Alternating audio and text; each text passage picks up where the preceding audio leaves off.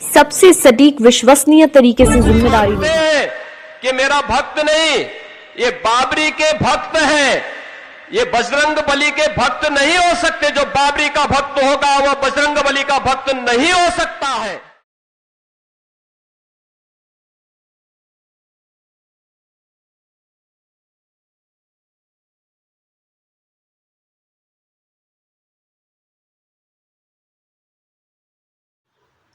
बजरंग बली चाहिए या बाबरी चाहिए, ये फैसला आपको करना है, ये फैसला हमको नहीं करना है।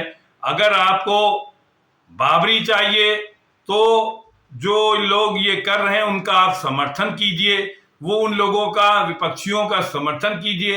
अगर आपको बजरंग बली चाहिए तो आप जो है हमारा समर्थन करिए, भाजपा का समर्थन करिए, डबल इंजन सरकार का समर्थन करिए, क्योंकि देश के अंदर जो हुआ है उसके लिए कांग्रेस जिम्मेदार है, विभाजन के लिए कांग्रेस जिम्मेदार है, देश के बंटवारे के लिए जहां कांग्रेस जिम्मेदार है, वहां पर राम मंदिर में राम भक्तों पर गोली चलाने के लिए समाजवादी जिम्मेदार है। आज ये समाजवादी जो है राम भक्ति का चोला ओढ़ती है और राम व भक्तों पर गोली चलाती है। ये क्या हो रहा है देश के अंदर? आज हिंदू खतरे में जो है, पहले हिंदू खतरे में था, आज हिंदू सुरक्षित है।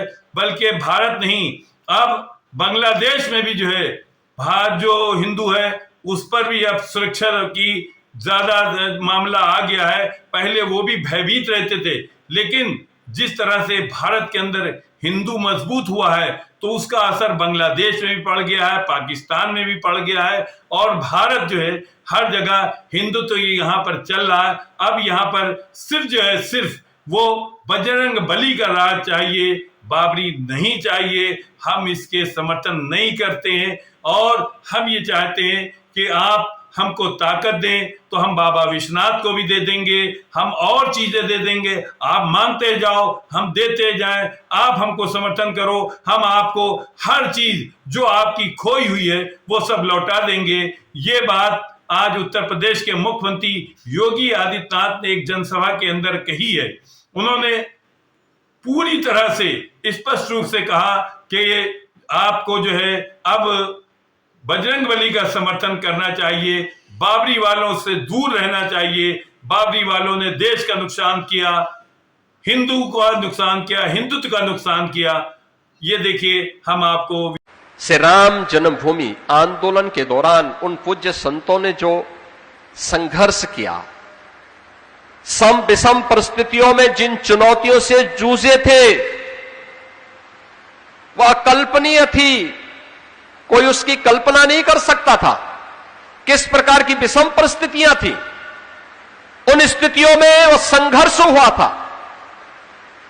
लेकिन ये हम सब हिंदुओं की त्रासदी है कि जब अयोध्या में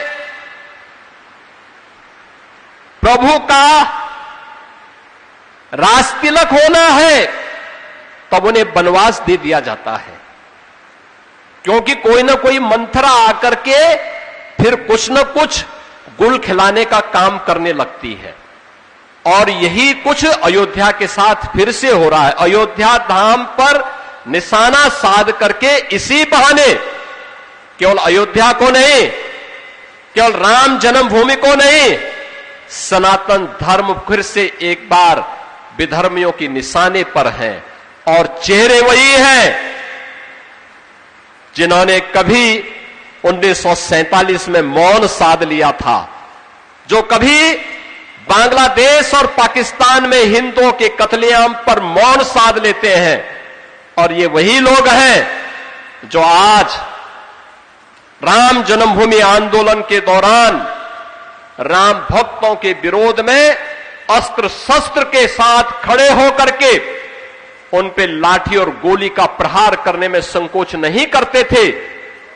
ये वही लोग हैं जो राम जन्मभूमि आंदोलन के खिलाफ उच्चतम न्यायालय में अपनी पूरी टीम खड़ी करके पूरे फैसला राम जन्मभूमि के पक्ष में न आने पाए, इसके लिए पूरी एड़ी चोटी लगा लेते हैं।